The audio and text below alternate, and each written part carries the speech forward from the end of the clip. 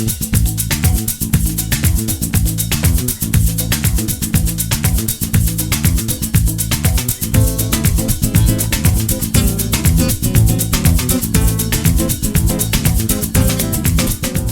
day to you and welcome to another series of Together We Thrive. Today we have a really exciting guest that I would like you to meet. He is Shahiwan, Muhammad Shahiwan Ismail. And hi Shahiwan. Hi, how are you? I'm good. Okay, working from home? Yeah, for today.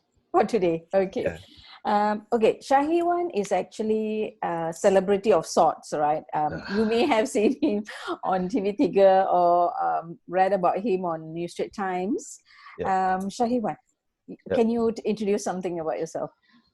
All right, so you can call me Iwan. I'm the founder of Suncrox Solar.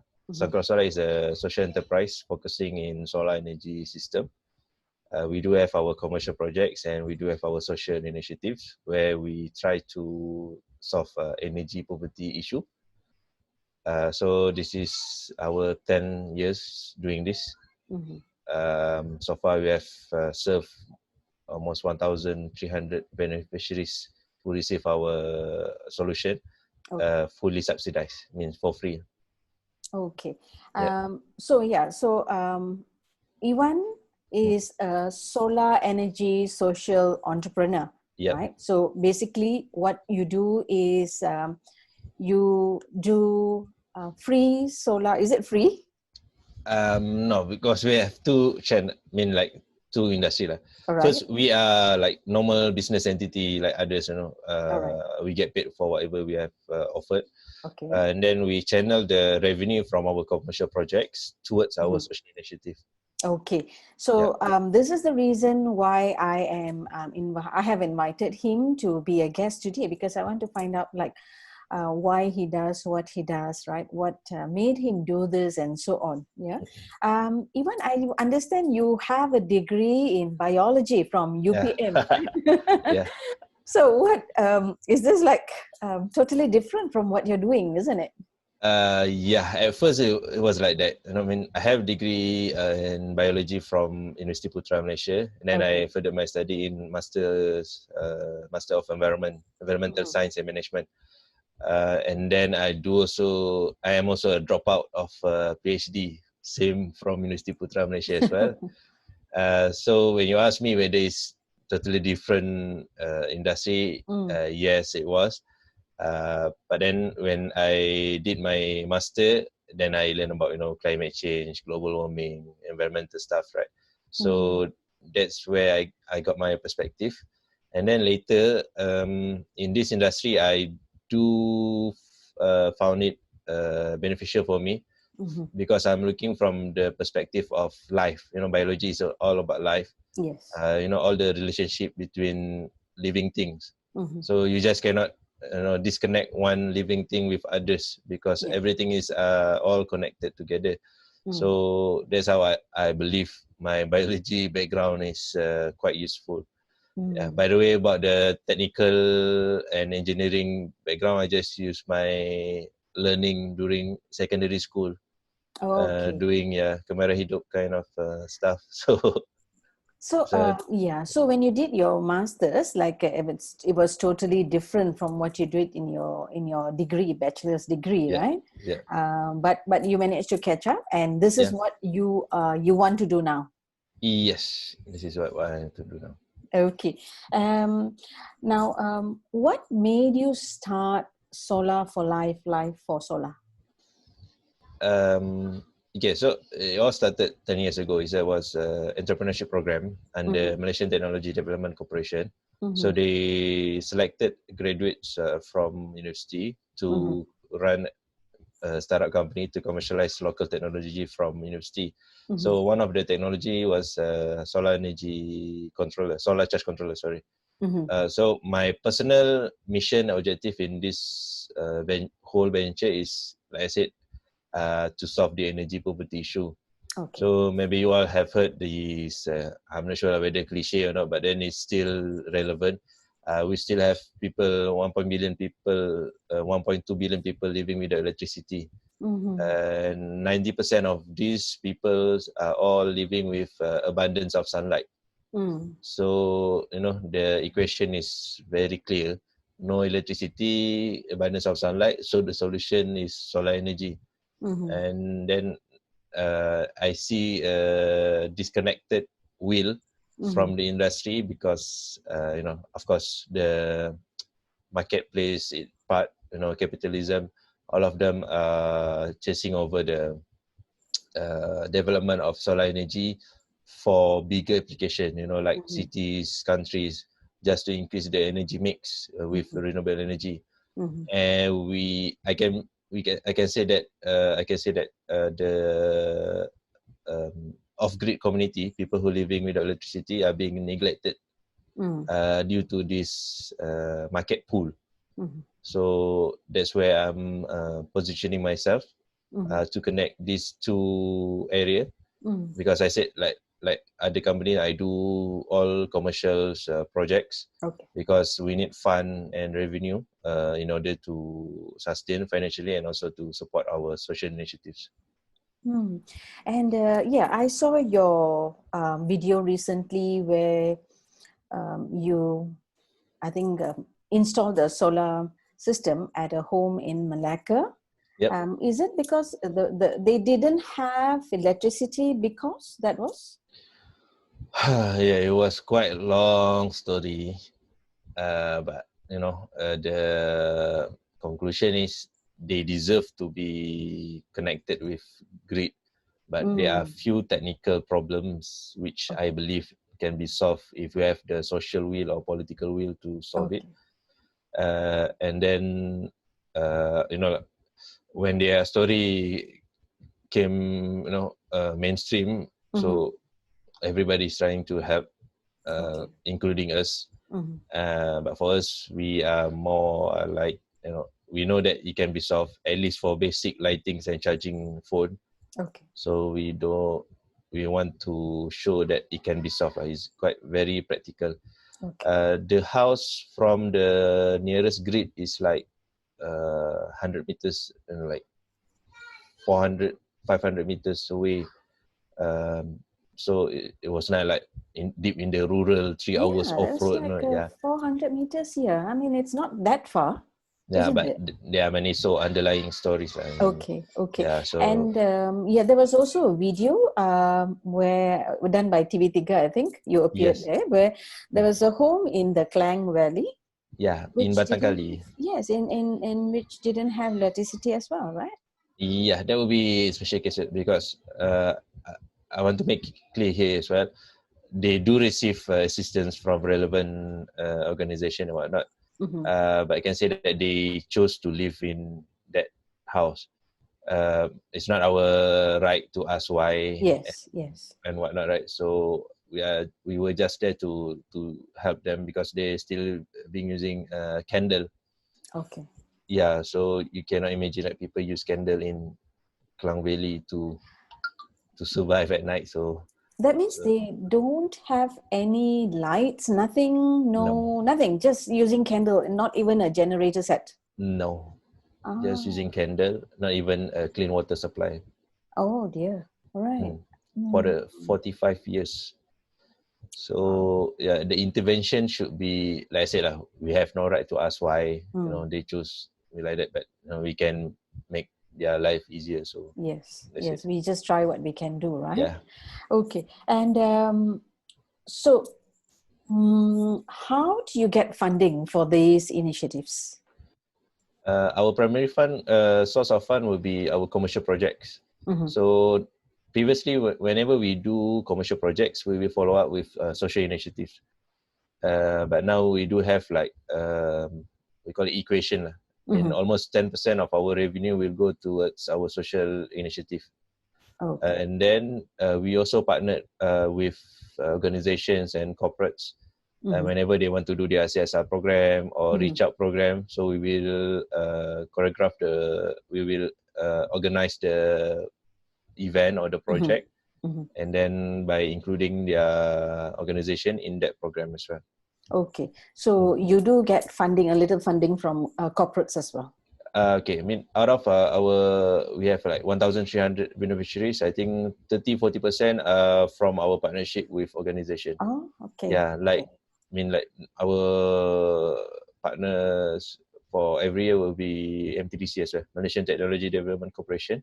Mm-hmm. Yeah, where we did three times project for Orang Asli Village, for Sabah, Sandakan, island, small island village. Yeah. Okay. So, and would you be acceptable? I mean, would you accept collaborations from corporates, other corporates who want to reach out to you? We're really open for any cooperation. Okay. Because we've been seeing they are doing CSR. Okay, let me give an example. Related to solar energy. So there are, I mean, few initiatives where they supply the solar street light for Orang Asli Village. Okay, solar street light, the street pole outside. And then by supplying these street lights, you can light up the streets. But if I can show you later, there's a picture where a mother with a baby sitting in the house while the street light is actually outside of the house. So at night we don't sleep on the street, right? So we sleep in the house. So we need the lights in the house, not in the street. And even the street, they are not like our housing area street where you can go cycling and jogging at night. So that's how, I mean, you need real inputs. Yeah, because we really, it's not that we are blaming them on not, they are doing good things, but they can be better if they know the real inputs and the real requirement of the beneficiaries. Okay. And your beneficiaries are also in other countries as well? Yeah, so far we have done for Myanmar. We do send our solutions to African countries through NGOs. MyCall is a local youth NGO and the youth ministry. Okay. So currently you're doing this project with your team members? Yes. Okay. Do you have any idea of training or teaching a group of people so that they too can do this? Maybe in collaboration with MTDC? Yeah. In fact, almost all our social initiatives, we do not just provide the solution. I mean, like components, and then we install for them. No, we're going to provide the components, and we will teach them on how to install. So they will learn how to install and how to maintain the system themselves. For two reasons. First, to reduce the cost of installation. You can imagine, I mean, per project, typically we have 60 houses. Yeah, so you can imagine if I do the installation for 60 houses, I might as well just stay there for good. Right? And also, it's not sustainable. Once you have left the place, if they don't know how to maintain it, they will not use it. After 6 months or even a year, when you come back, say, why you don't use it? Or it's broken. But it was actually just one loose wire or whatever. Right? So that is the second reason. We want to make it sustainable.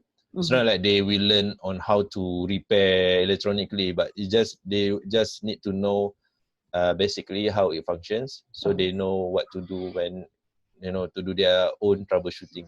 Okay. Yep. And what are the challenges you have faced so far? For the business perspective, of course, in terms of the cash flow, revenue and whatnot, for our social initiative, I mean, the barrier of entry. Okay, our initiative involves very physical movement. You need to bring all the components, you need to meet up the beneficiaries, need to teach them. Sometimes language are also a barrier. And you'll be surprised as well, we are being seen as disrupting the status quo. When you go in the village, you try to do good things. Someone or some organization might don't like what you're doing. Organizations, not the people there. Right. People, individual, and also organization. Because you're being seen as like trying to do their job. So Oh, okay. yeah, so you must be really careful. That's why we need a local partner. Whenever we want to do initiative, we will find local partner for three reasons. Okay. For three reasons. Number one will be to really assess the situation there, to know whether there are really real needs or not. And then the second, together with us to implement the project. And finally, for them to monitor our initiative. So we don't want to just, do the initiative and leave that place and nobody is monitoring. So we really need a good local partner. Local partner can be NGOs, can be the villagers themselves, or anyone who can access to the communication. So then we can contact. I saw your video where you installed the solar panels at a home in Melaka. And you had to carry, I think, 4 solar panels. So this is for one house. It's okay. I think you can load them on your in your Jeep. But what about like for when you said about 600 homes, or sorry, 60 homes? So how do you transport these things? Yeah, that's right. Logistics sometimes will be nightmare for us. So for 60 houses, of course, we are carrying with more than one 4-wheel drive car, pickup truck. Not only car, some of our installation site involve our traveling through by air and also by sea. So we have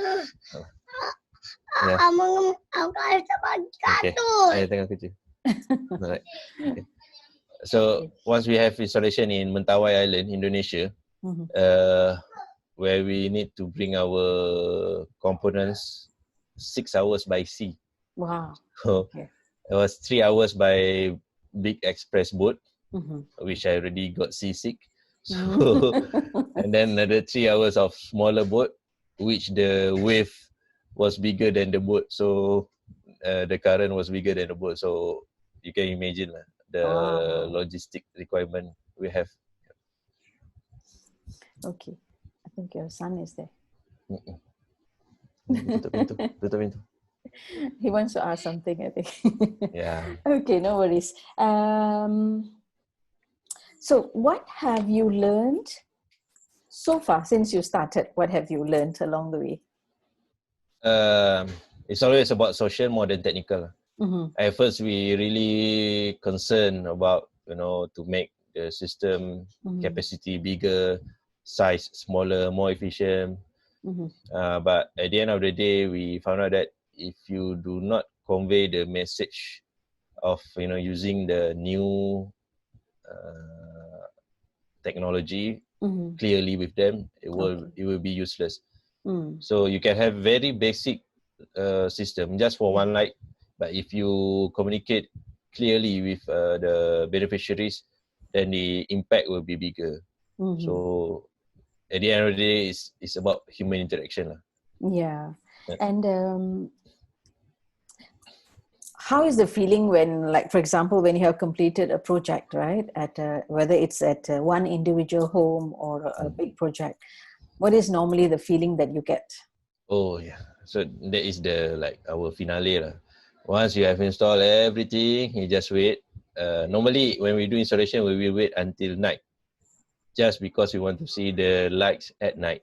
And then to see the beneficiaries overwhelmed by the light, that will be our priceless moment.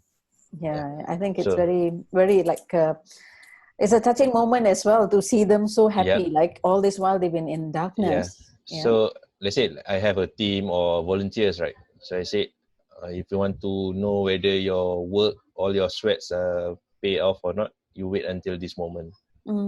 So normally when we let like the cooperation with organization as well, I will ask them to wait and to experience it themselves.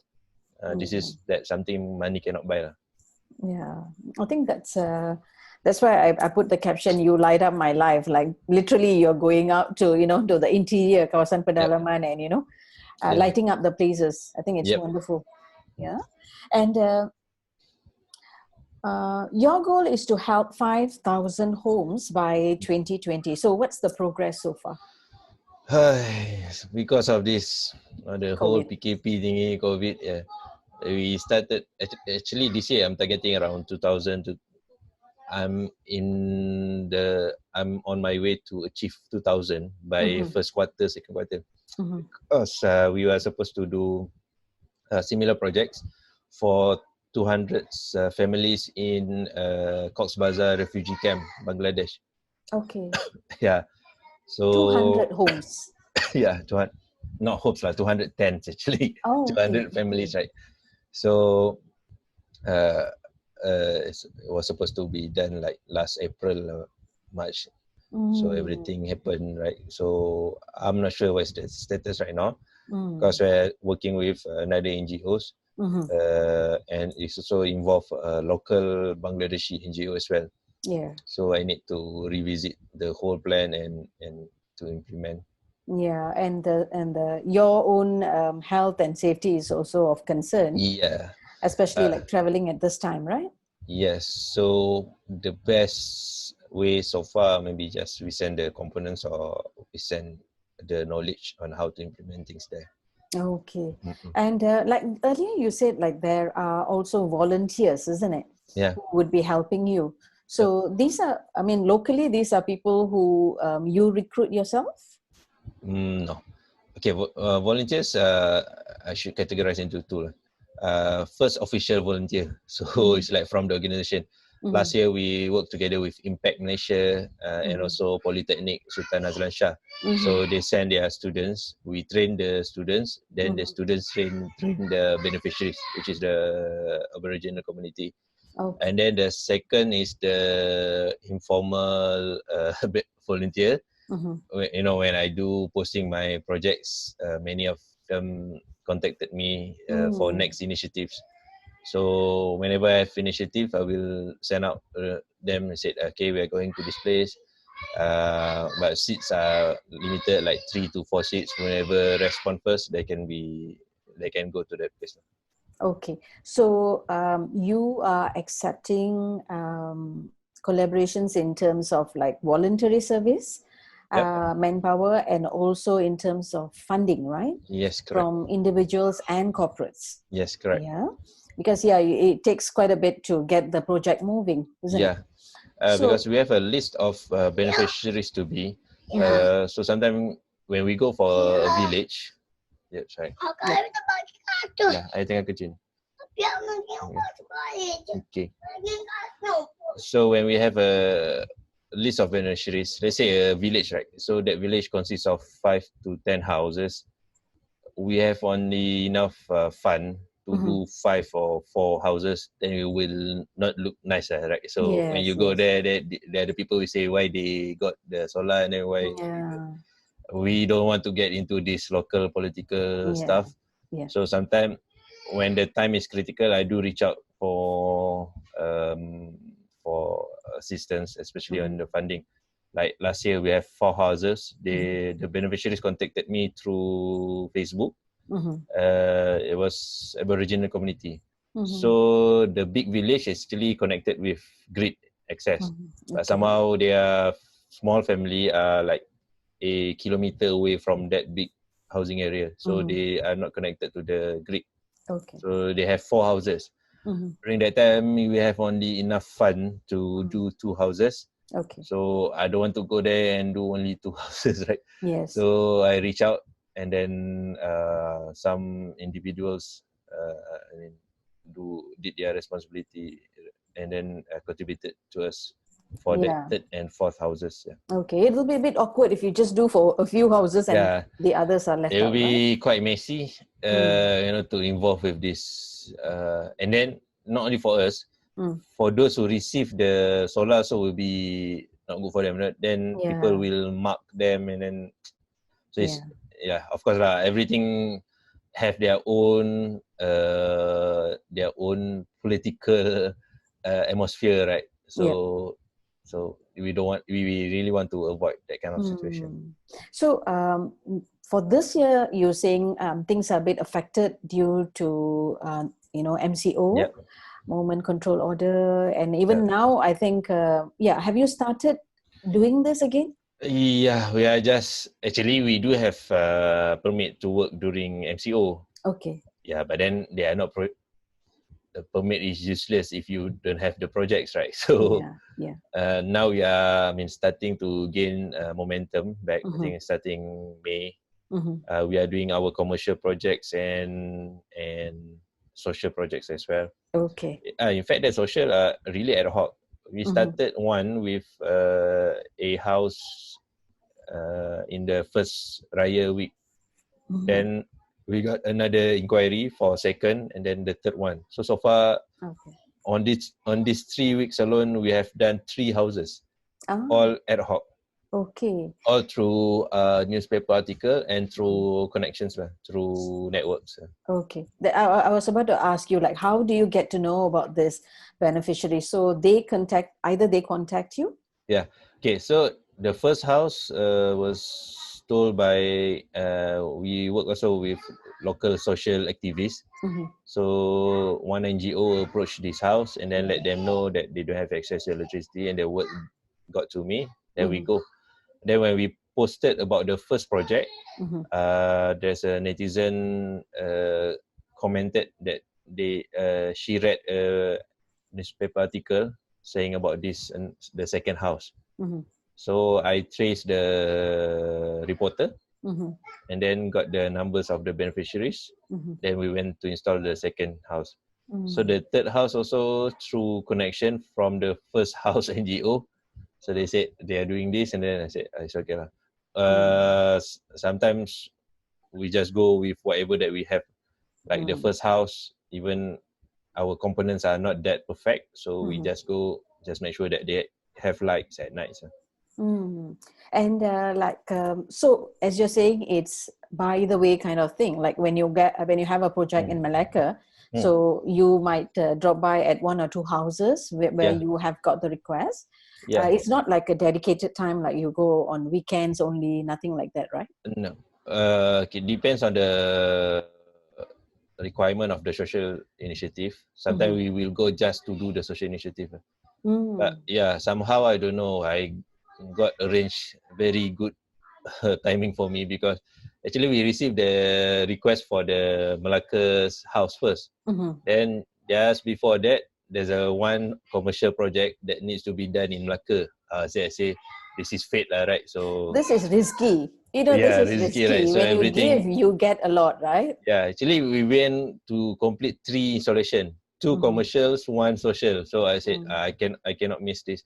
Even though we arrived at the Melaka's house quite late, 5:30.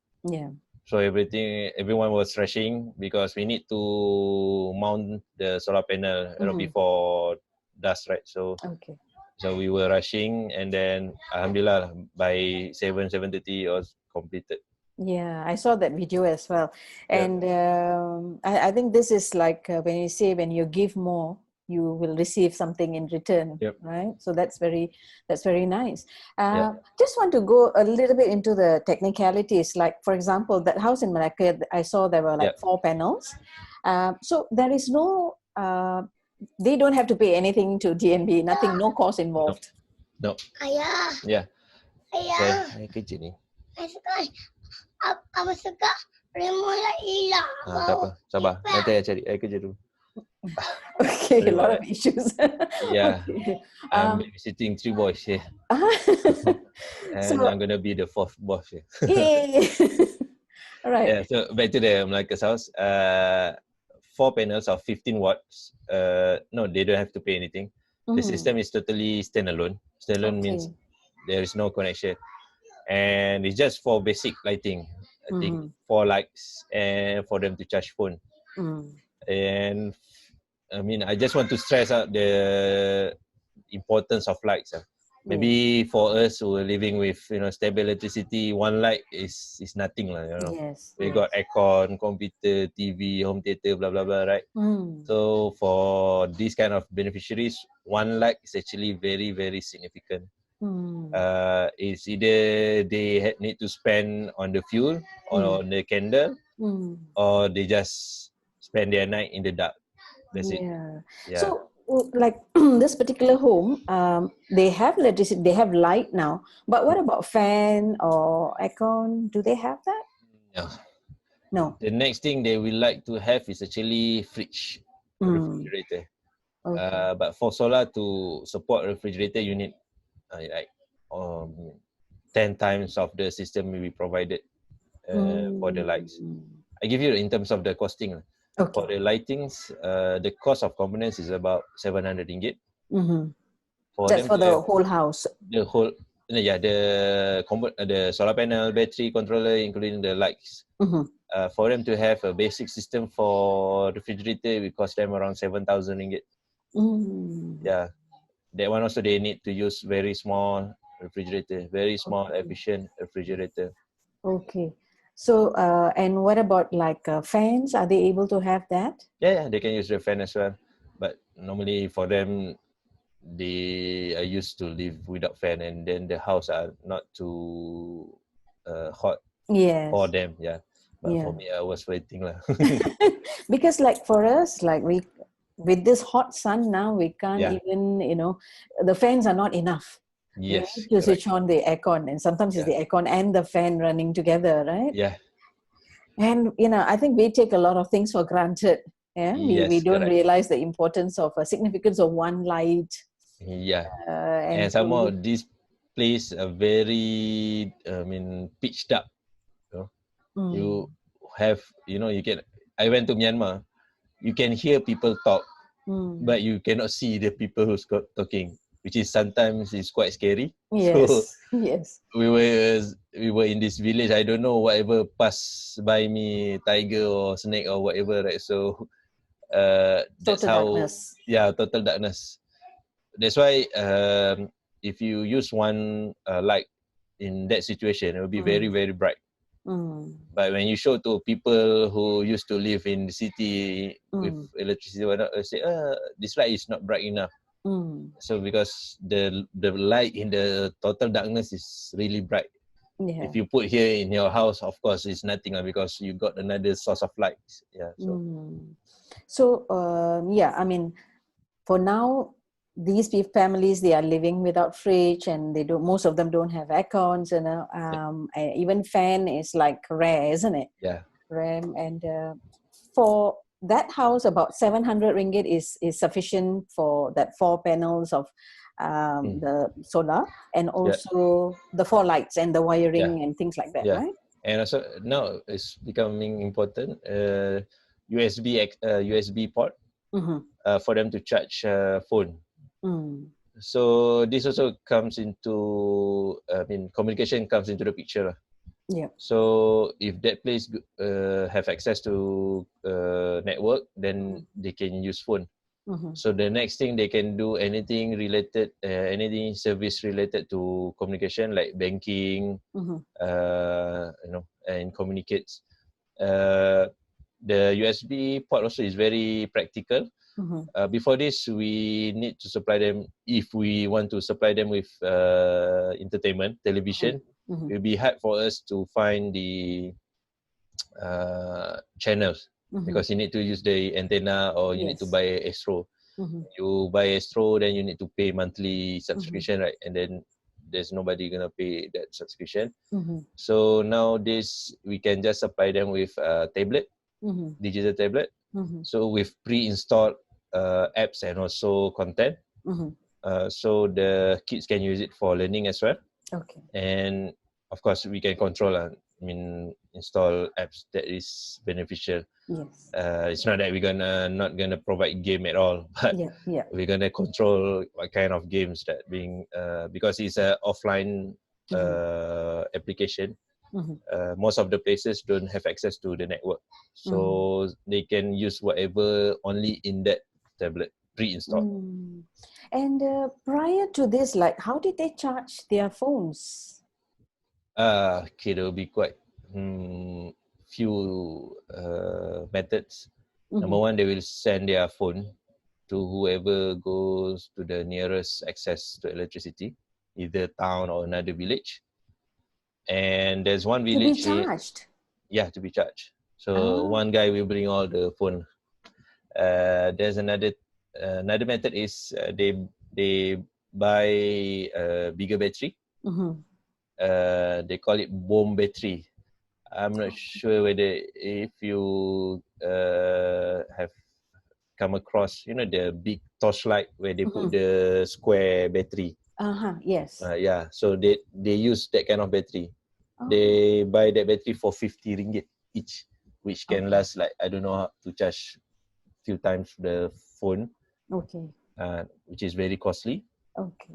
Uh, uh, and the last thing, they don't use the phone at all. Only for emergency cases then. Yeah, even for emergency, so they don't have connection to the network, so they Mm. cannot use it. But the phone usage is becoming more important, sir. I Mm. asked them honestly if they need to choose phones and lights, they choose phone. Mm. Yeah, and then there is one case, the house, they complain the hours of operation of the light are not Mm. that long. Mm. So we, you know, maybe solar panel problem, battery problem, whatnot, right? So once we arrive at the house, the phone is constantly connected to the USB near Mm. the controller. Okay. So they've been using the phone more than the lights. So Mm. that's where we told them, you can only charge once or twice phone, or Mm. else your phone will explode. So Mm. So yeah, you got to scare them. yeah, But you know, seriously, these are things we are really taking for granted, like phones and electricity. Yeah? yeah, So we can't live without the phone. I think for many of us, yeah, we need to have the phones always in our hands, yeah. So and for them, it's a they will use the luxury. phone, the modus operandi for their phone, whatever that being Mm. installed in the phone, videos, game, they will play over and over again. Mm. So when somebody wants to go to the town and whatnot, they will pass Mm. their phone Mm-hmm. to download another apps or video or whatever. Mm-hmm. So the cycle is like that. But one Mm. good thing about this method, when they take pictures, they Mm. need to share using Bluetooth. Mm. So they are sharing the moments together lah. Yeah. So when they took picture, then they will go to the other person, because you cannot send through WhatsApp or through whatever, right? Mm. So they need to go physically to meet that person to pass. I mean, like to pass the pictures, right? So Mm. And I think in a hot country like ours, I must say the weather nowadays has been really hot. mm, So if it's been hot the whole day, mm. so the lights are on for the whole day as well. I don't know. We The got energy, the power is enough. yes. So whenever we do the installation, we will take into consider we call it autonomy, Mm-hmm. the battery size. So the Mm-hmm. battery size must be sufficient to support 2 to 3 days. Mm-hmm. Let's say there's no sunlight at all, means Yes. that the system can last for 2 to 3 days. Okay. Yeah. So for the lighting, we have two settings. Mm-hmm. Number one, the lights can be switched on automatically when Mm-hmm. it's dark. Mm-hmm. And another, we put a switch. Okay. Most of the time, we try to put the lights auto function as much Mm-hmm. as possible, Mm-hmm. because we don't want them to abuse the power Yeah. when they use the power, when they don't switch off the lights. Mm-hmm.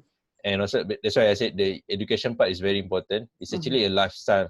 They Mm-hmm. need to see the pattern of their usage of the lights and whatnot. It's not like TNB, right? You can Mm-hmm. switch on the lights every minute, every Yeah. day, right? Yeah. So they need to see. There's always an equation. If you use this light more than this another light, you can only use less. So Mm-hmm. they need to understand that equation. Okay. Okay. They need to use it wisely as well, Yes. right? Penggunaan yang bijak lah. Yep. So any last things you would like to comments you would like to share? Okay. So when people talking about renewable energy, the first thing they come up to their mind is, like advanced, very technological, like solar farm, building integrated and whatnot.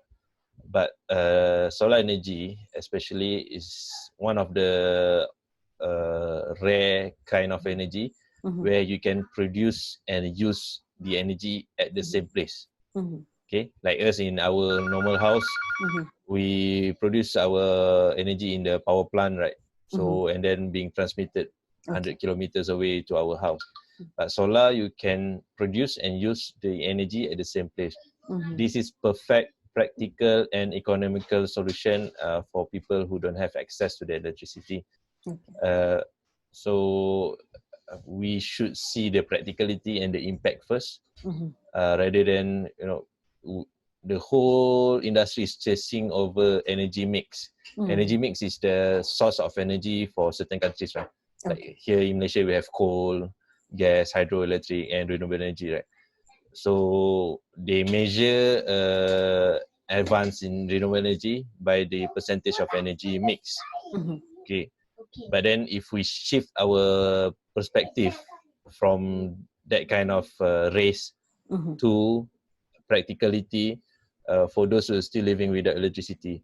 In Malaysia, even though sometimes on paper you see the electrification rate is 98% or even 100%, but we still have people living without electricity. So we need to be clear. I mean, for me, it's quite obvious lah. You can achieve 100% energy mix of renewable energy in your country, but it is useless if you still have your own people living without electricity. That's how I'm gonna put in the sentence. And I think we've been blessed with a hot country like this. I mean, tropical country like this. And even we have, actually Malaysia is the best because you got very good sunlight until like 3 p.m. Then you got very heavy rain. People will thought, oh, rain is not good. No, actually rain is good. They will do auto wash for your solar panel. Even better than, I mean, hot countries, like in the desert and whatnot.